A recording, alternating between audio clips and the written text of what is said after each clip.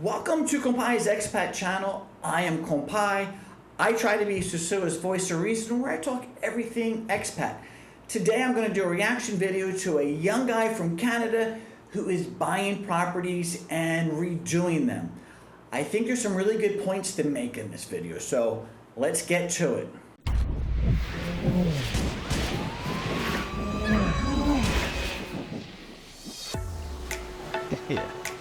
Welcome to Compai's Expat channel. Everything expat. As I get into this video, let me just start off saying I have no axe to grind against this YouTube content creator. In fact, I kind of see myself and him as a younger guy. I've been doing property since I was 20 years old. I am 56, and every one of my properties has been with my own money, and I did a lot of the sweat equity to make me more profit. So we have a lot in common here. But for a guy that's been doing real estate down here for 15 years and somebody who hasn't been doing it as long, there's some things I want to point out in this video. I'm going to come at it from a positive way because too many people want to break down. I prefer to strengthen and edify, and hats off to this young investor.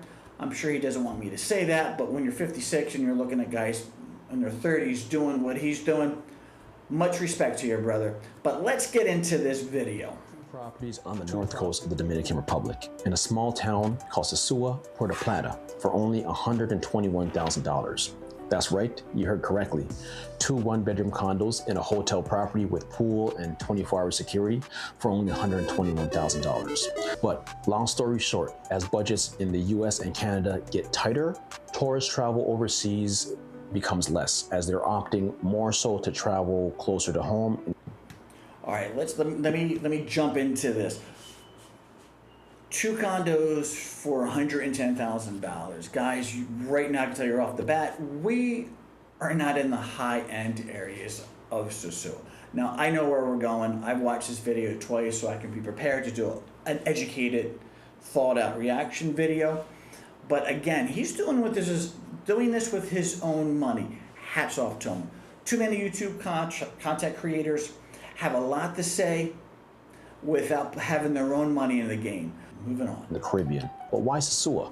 The Dominican Republic's Ministry of Tourism is creating a massive shift for its growing tourism sector on the North Coast, where they have projects such as Punta Bergantin, which is the newest beach resort project with a movie studio, a marina, a golf course, retirement homes, which are going to be the best in the Puerto Plata area. All right, yes, Playa Bergantin is going to, the whole plan of that is to be a shot in arm for the north coast of the Dominican Republic. But a lot of people don't understand, Playa Dorado was the original Punta Cana of the Dominican Republic. Then they moved it down to Punta Cana. That was where a lot of the investment was happening for a long period of time, 20, 30 years. But now we're back up north, and what's pretty much driving the tourist market is the cruise ships. That's where the volume of tourists is coming into. Playa Bergantin is going to, what they say, a rising tide lifts all boats. So hopefully we'll see some positive real estate value increase from that. Well-known investors such as Ben Diesel, Planet Hollywood, and others joining along. You get the point. Wherever you travel in this area on the island, construction projects and new businesses are booming. Lastly, another reason for investing on the North Coast versus Punta Cana. In this area, you can get into the market with a condo with as little as $60,000 purchasing price, where it would be double or triple that on the other side of the island. That's because on the North Coast, we're going through what you would call a renaissance of sorts, where older buildings are being purchased by Western investors from places such as the United States and Canada, who come in and reinvigorate and give new life to those buildings. Absolutely. You're looking at one of them. That's pretty much what's been going on in Sosua for a long time. And remember, every condo complex that you're seeing get redone was new at one time. And one of the biggest problems down here in the Caribbean as a general is people don't do maintenance. Then those places start running into, get run down, they get derelict, then the investors, we come back in and we buy them and then we fix them up. It's easier to do that with a standalone property than it is in a condo complex, because all it needs in a condo complex is a small number of owners not to maintain their property, and you will not get the value out of that property that you want to get out of it. So you really need to know where you're buying in a condo complex down here. And one of my biggest problems down here is you got guys who've been down here a short period of time who don't understand the market. So let's get back to the video. And create entirely new buildings also with those spaces, where in areas such as Punta Cana, you can't do so much because it's already developed and it's already a well-known center. So those opportunities to fix up those older buildings just aren't there. I really don't have the background for Punta Cana. Even Puerto Plata, people ask me all the time about Puerto Plata. I really don't know. I know Sosua because that's where I've been doing business 15 years. But I do have a really good friend of mine who's selling his condo in the garden condos. That was my old condo there. He's building he's buying into a condo complex on a golf course in Capacana, which is down that side of the island. That side of the island is still booming. So what it is like this gentleman said, it's getting really expensive down there. So now that's helping us up here for people to reinvest money to help Sosua come along. But I want the viewer to understand the problem with Sosua is downtown, and unfortunately, that's where the biggest profit to be made is on rentals. As far as building goes, it's all around Sosua. It's in all your gated communities. You go outside of Sosua, they're building tons of condo complexes in Cointro, Cabarete, still building, but things are starting to slow. This means I can get into a property on the low and fix it up because labor is significantly cheaper here in the Dominican Republic compared to the US and Canada, and then get it back on the market because I know that investors are flooding the market and they are willing to buy a property which is 6 to 7 times the price that it would be back home in their home country. So who also? Certain areas are getting, I don't want to say flooding the market. I don't like that term. I'm not trying to nitpick this guy.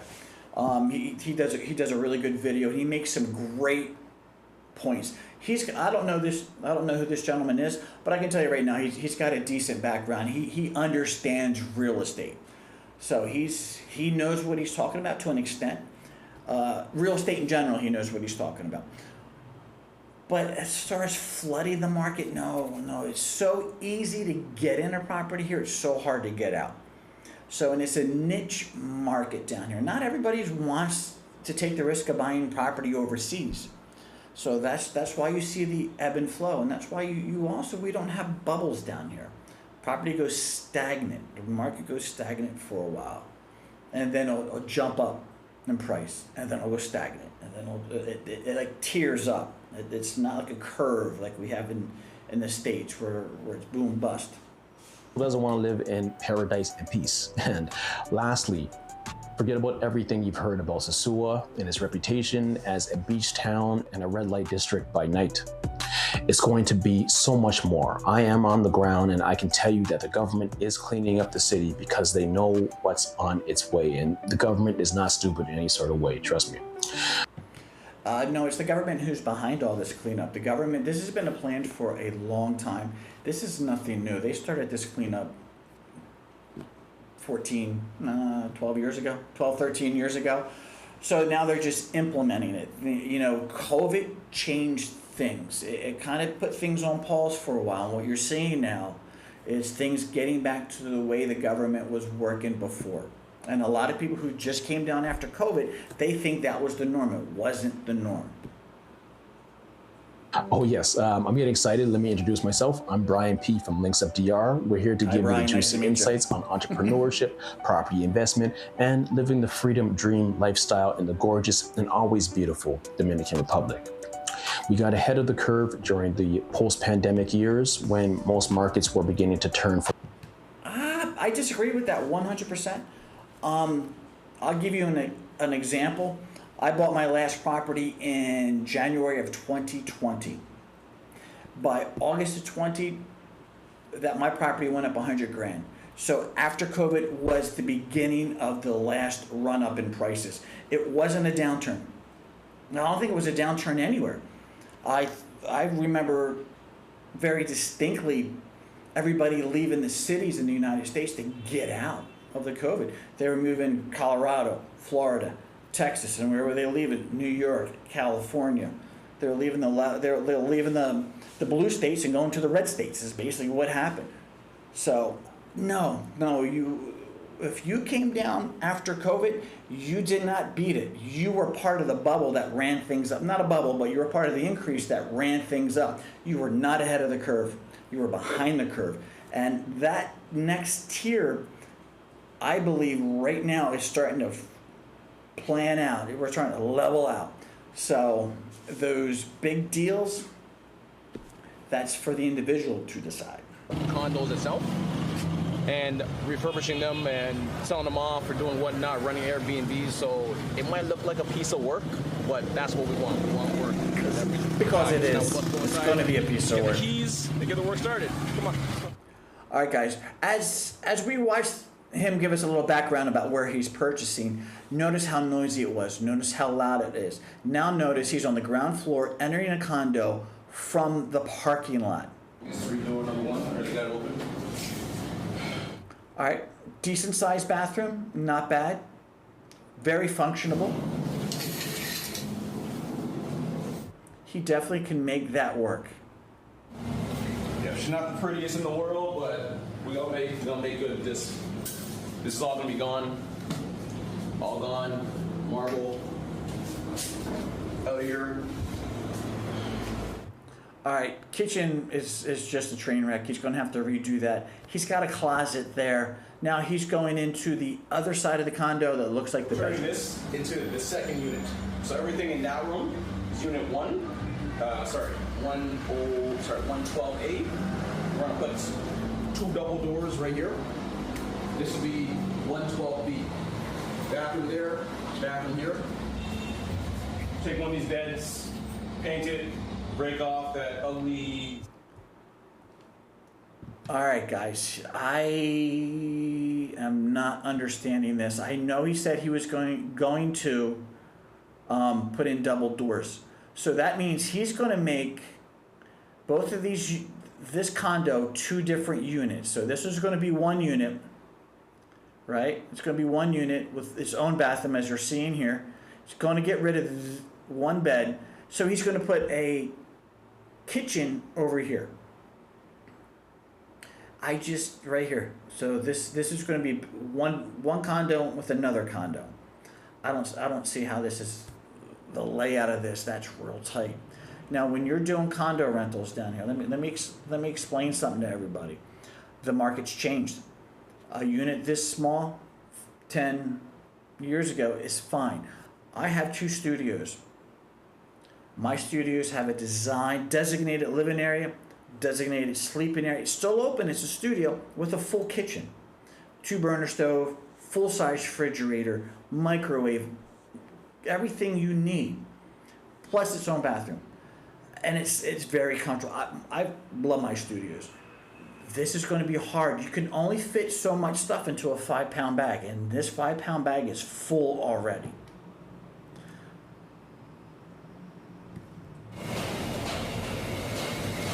Notice how loud it is with the washing machines.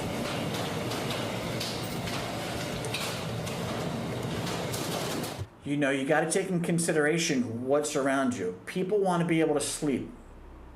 Noise is big. So we've got that unit, 108 and 107. So we got 3. All right, good for him. He's got 3 units. So that means we'll have 3 units on the ground floor, which is, I believe, is 3 of the 4. So what we're planning on doing right now to increase the profit is take one room, renovating. All right, let me say something real quick. He's got 3 units, all ground floor. That's a good way to market those, because he can market them. I get it all the time. Hey, Mom, I'm coming out with my 2 buddies. What do you got? And I say, you know what? I can put all 3 of you guys. I can put two of you guys on one floor, and then I can put the other one right beneath you guys. So you got 3 guys coming in, all ground floor. You can run between condos, bring your girls. Dude, guys love that. So great move getting all ground floor.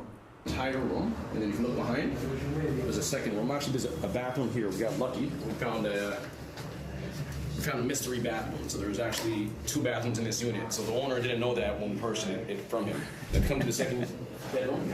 How does an owner not know when he's selling something what exactly he has to sell? That's crazy. Mystery bathroom.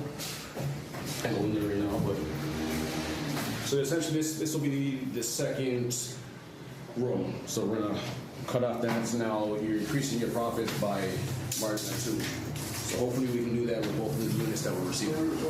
So this guy's the carpenter, obviously. We got Jugans, who is our product manager, the mayor, the general, and this is the cleaner for the hotel.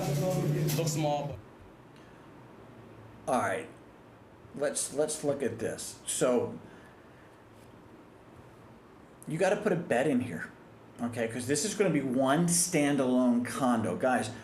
You got to be able to lay things out. Americans want amenities. They want a comfortable bed. They want air conditioning. They want to be able to cook.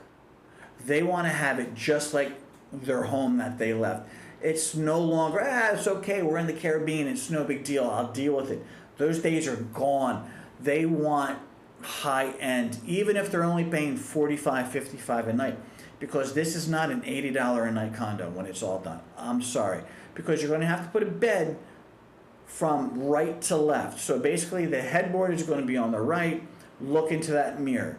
And is it going to be, are you going to be able to have enough room to walk in front of that? So are you going to have to put a bed lengthwise? Now, is you putting your headboard into the kitchen area? You're going to walk in from that parking lot right into your bed? I don't see how this is going to work, guys, because let's jog this back. There's not a lot of room from there to there. There's the door. It's already open. You can see the light coming in from outside. Then you're already walking around the refrigerator to the bed. It's not, there's not enough room. There's a better look at it. He's already walking outside. You can see the doors hitting the refrigerator. You can do a little L-shaped kitchen. Move your sink under that window. Give yourself some more counter space. Put a 2-burner stove where the sink is now. That'll work. And then you got your bathroom. Your bathroom's the strongest point about this. So I don't see. Now you got your closet. You got to put a full-size bed in, not even a queen, for this to work correctly. So yeah. So basically, that's how that's going to work, if it works at all. And guys, listen, cabinets are only good if people can reach them. If they need a step ladder to get something out of cabinets, forget it, man. People just don't use it. So guys, when you're dealing with something of this size, you always have to think income. Yeah, you might be doubling your income by having 2, but if nobody's renting them, you have no income. Because there's a lot of building that took place in Sosua. They have a lot of options. Guys, I could have bought these 2 condos with the amount of money I just put back into Casa De Compai this year. Right? And I finished construction in Casa De Compai Phase 2 in 2017. It's 2024, and I've already redone them 1 time. So you got to be current. This is going to be a tough one. So if you're going to be that investor, you better know your market. You better know your price point. And what you got to take in consideration is condo fees. If I was the condo administrator and he made 2 individual condos, now he's got to pay double condo fees. Not for 1, but for 2. So now you just doubled your overhead. It's the first thing I would if I was the administrator, boop. So he bought 2 units, making them into 4 units. Now he's paying 4 condo fees. Plus, you got to pay cleaning. You got to redo them all on a super small condo. So guys, this is why you got to be really sure where you're buying. And these condos are on a busy street. I would rather see him do 2 kick-ass 1-bedroom condos and go for a little higher end client base than just go for 4 lower end client base, man. I mean, you could, because here's the thing, guys. When the market does go soft, and let's say we all reduce our prices, would you rather rent in Casa De Compai for 65 a night or rent here for 65 a night? Because I can just, all I have to do is lower my prices, and I just took his market. So that's the thing. It's hard. It's easy to lower than it is to raise. So guys, let's see what he has to say. Well, guys, at the end of the video, he gets into what he plans to do as far as making his businesses down here. I wish him all the best in his future with what he wants to do. But my point is, I want to make it very clear to everybody who's thinking about buying property. It's very easy to get into property down here in the Dominican Republic. It's very hard to get out. This is not the flipping market like a lot of people want it to be. I've seen a lot of people lose their ass trying to flip property. I've seen a lot of people lose a lot more than their ass trying to build condo complexes down here. I've seen more people fail than be successful. And I'm not trying to say I made it, look at me. No, what I'm saying is there's a lot of different obstacles down here that most people cannot comprehend. I get a lot of people come up to me, hey man, you got Casa De Compai, I watch your YouTube channel. I tried doing what you did in Puerto Plata, and let me tell you my story.